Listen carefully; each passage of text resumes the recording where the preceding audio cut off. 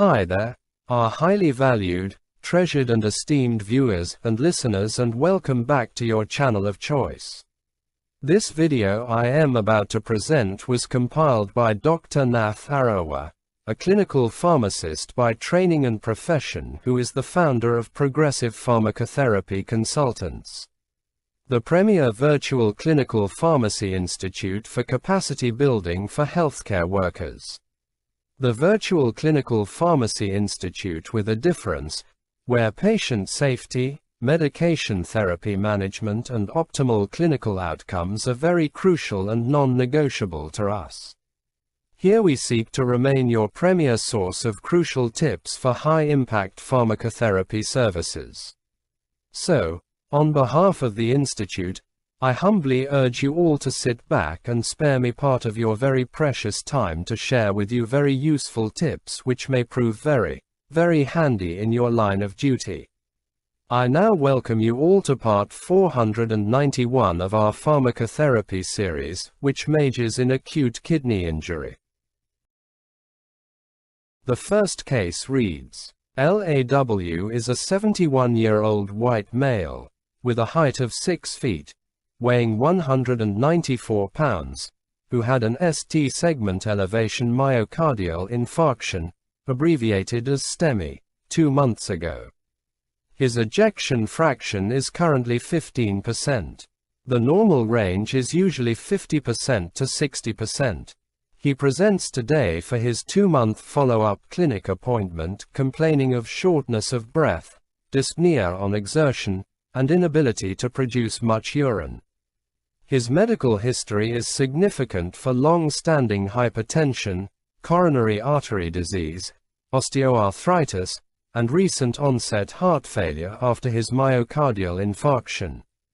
His home medications include furosemide 40 mg daily, lisinopril 20 mg daily, metoprolol succinate 100 mg daily, digoxin 0.125 mg daily, atorvastatin 40 mg daily at night, and naproxen sodium 550 mg twice daily, all of which are taken orally. With the exception of naproxen, patient LAW often forgets to take his medications. Physical examination reveals lower leg 3+ pitting edema, pulmonary crackles and wheezes, positive jugular venous distension, and an S3 heart sound. His vital signs are significant for a blood pressure of 198 systolic, 97 diastolic, and a weight gain of 4 kilograms since his last visit 2 months ago. Last week, his BUN and serum creatinine were 23 and 1.2 milligrams per deciliter, respectively. So my question to you reads, what are LAW's risk factors for acute kidney injury, abbreviated as AKI?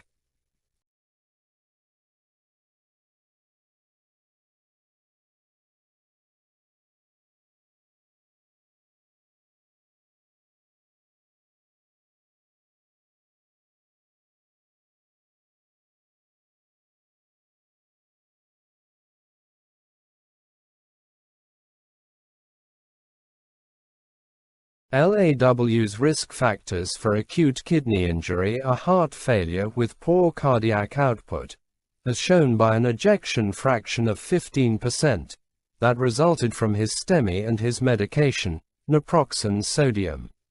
Heart failure is a major cause of functional acute kidney injury. LAW's diminished cardiac output has resulted in decreased effective circulating volume and activation of the renin-angiotensin-aldosterone system, which are impairing his renal perfusion. In states of decreased renal perfusion, prostaglandins E2 and I2 compensate for the afferent arteriole vasoconstriction by stimulating afferent arteriole vasodilation, thereby enhancing renal blood flow. Prostaglandin synthesis is mediated predominantly by cyclooxygenase 1, abbreviated as COX-1, and perhaps cyclooxygenase 2, abbreviated as COX-2. Non-steroidal anti-inflammatory drugs, such as naproxen, are often overlooked as causes of acute kidney injury. Non-steroidal anti-inflammatory drugs exert their pharmacologic effect by inhibiting prostaglandin synthesis, thereby negating compensatory vasodilation. Non-steroidal anti-inflammatory drugs induce abrupt decreases in glomerular filtration rate in at-risk patient populations, specifically those with heart failure, liver disease, the elderly, or dehydrated patients. The term, triple whammy, refers to the risk of acute kidney injury when an angiotensin-converting enzyme inhibitor or angiotensin II receptor blocker is combined with a diuretic and non-steroidal anti-inflammatory drug. This combination might be seen in a patient with hypertension, congestive heart failure, or renal disease who has arthritis or other mild to moderate pain. COX-2 inhibitors also inhibit prostaglandin synthesis. A study comparing the effects of rofecoxib, voluntarily withdrawn from the market in 2004, and celecoxib to non-selective non-steroidal anti-inflammatory drugs demonstrated similar renovascular effects. In a large cohort of more than 1.4 million new non-steroidal anti-inflammatory drug users receiving care in the U.S. Department of Veterans Affairs healthcare system, a greater risk of acute kidney injury, based on AKIN criteria, was found in non-selective versus COX-2 selective agents. High-dose aspirin, defined as doses of at least 400 mg, was associated with the highest acute kidney injury risk. Naproxen, piroxicam, ketorolac, etidolac, indomethacin, sulindac, ibuprofen, and salsalet were also associated with a higher risk of acute kidney injury, whereas celecoxib, meloxicam, diclofenac, and other non-steroidal anti-inflammatory drugs were not associated significantly with acute kidney injury. The highest risk was found in those using more than one non-steroidal anti-inflammatory drug, and in those switching from one agent to another. The lowest risk was found in those using the same agent continuously. Acute kidney injury risk was highest in the first 45 days of treatment initiation. Sulindac may offer renal sparing effect. Sulindac is a prodrug that is converted to its active sulfide metabolite by the liver and then becomes reversibly oxidized back to its parent compound in the kidney. Renal prostaglandin synthesis is essentially unaltered by Sulindac. Cases of Sulindac-induced renal dysfunction have been reported when the drug was administered to patients with cirrhosis and ascites. The next case reads, LAW's cardiologist obtains a start digoxin level, serum and urine electrolyte panels, and urinalysis. The digoxin level is reported as not detectable. The target should be 0.5 to 0.8 nanogram per milliliter. Other significant serum laboratory values include the following: sodium levels of 140 milliequivalents per liter, ABUN of 56 milligrams per deciliter, and a serum creatinine of 1.8 milligrams per deciliter. The urinalysis is significant for a urinary osmolality of 622 millios per kilogram, and specific gravity of 1.092. The urine electrolytes are significant for sodium of 12 milliequivalents per liter and creatinine of 102 milligrams per deciliter. So my next question to you reads: what laboratory findings suggest functional acute kidney injury? Define the criteria used for the detection of acute kidney injury and staging of acute kidney injury in this patient.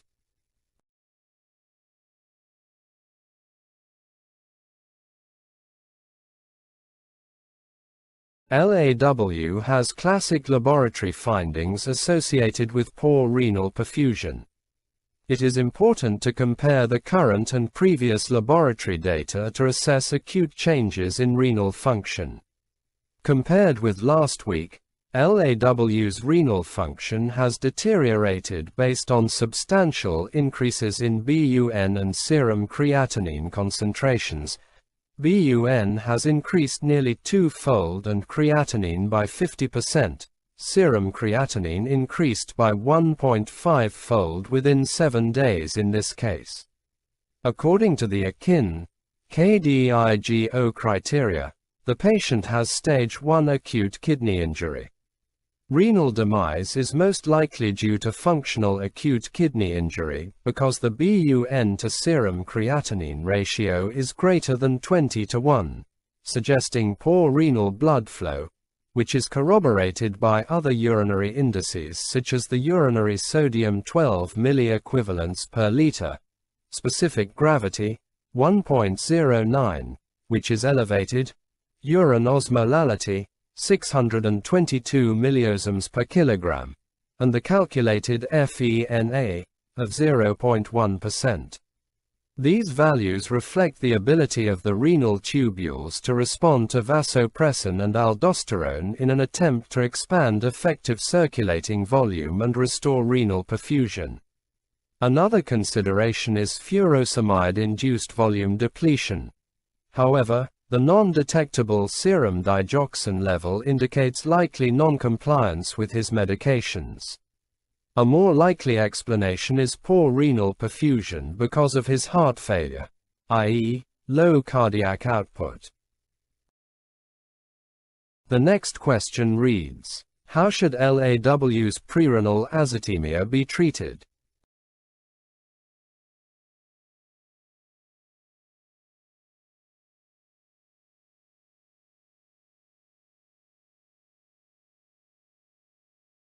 The presence of volume overload in the face of prerenal azotemia suggests a decreased effective circulating volume, most likely from poorly controlled heart failure. Restoring and improving LAW's cardiac output and renal perfusion will rapidly correct the prerenal azotemia. This can be achieved by a. Optimizing doses and assuring adherence to his heart failure medications, such as furosemide, lisinopril, metoprolol succinate, and digoxin. B. Controlling blood pressure to a goal of lower than 140 systolic 90 diastolic by decreasing both preload and afterload. And C. Modifying any drug therapy that has deleterious effects on the renal hemodynamics, e.g., nonsteroidal anti-inflammatory drug. Naproxen should be discontinued and substituted with acetaminophen to treat his osteoarthritis. Normal renal function should return in a few days after correction of the underlying causes. So there you have it, our highly esteemed viewers and listeners. That brings us to the end of this video. If it benefited you in any way, kindly remember to give it a thumbs up, to like it and to share it widely with your peers. Please leave your comments at the bottom, and if you haven't yet done so, I humbly urge you to subscribe to our YouTube channel. I would like to promise you all that the very, very best is yet to come. Thank you very much for viewing this video. On behalf of our senior colleague, Dr. Nath Arawa, I sincerely appreciate your partnership, continued support and kind collaboration. We look forward to interacting with you in the next video, which will be part 492.